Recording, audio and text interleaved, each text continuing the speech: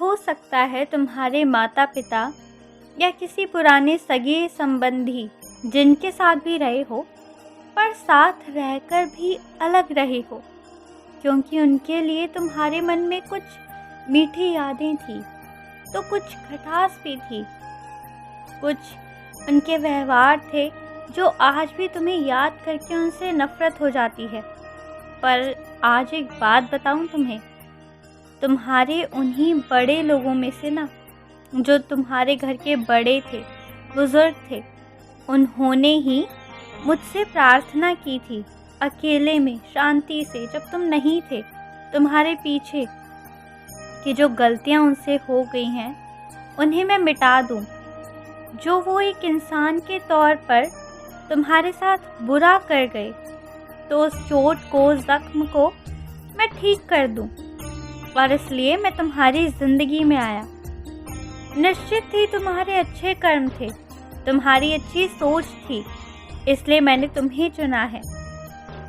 लेकिन एक बात तुम ये भी जान लो, तुम्हारे पूर्वजों की, तुम्हारे बड़े बुजुर्गों की शायद तुमसे मौखिक रूप से उतने प्यार से बात ना भी हुई हो, लेकिन उसके बावजूद भी वो तुमसे कितना प्यार करते थे ना, ये मैं जानता हूँ।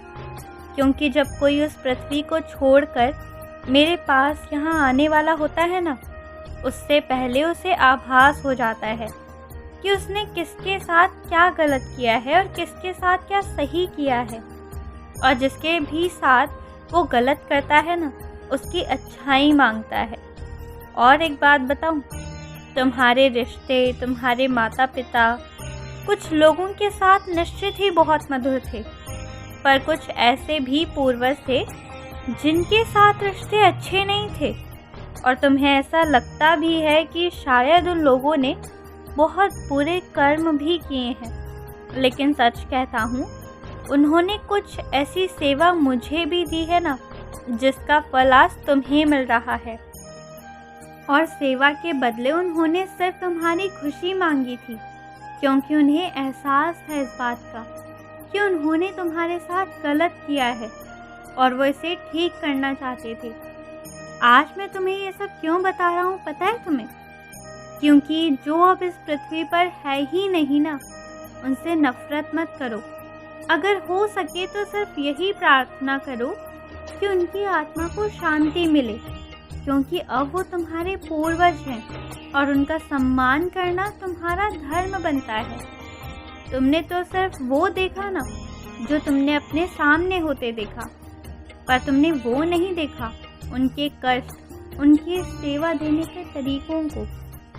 और एक बात बताऊं, आज तुम जो अलग बन गए हो, जिंदगी के कुछ क्षेत्र में बहुत प्यारे, बहुत नर्म, और कुछ क्षेत्रों में भयंकर रूप से कठोर बन गए हो।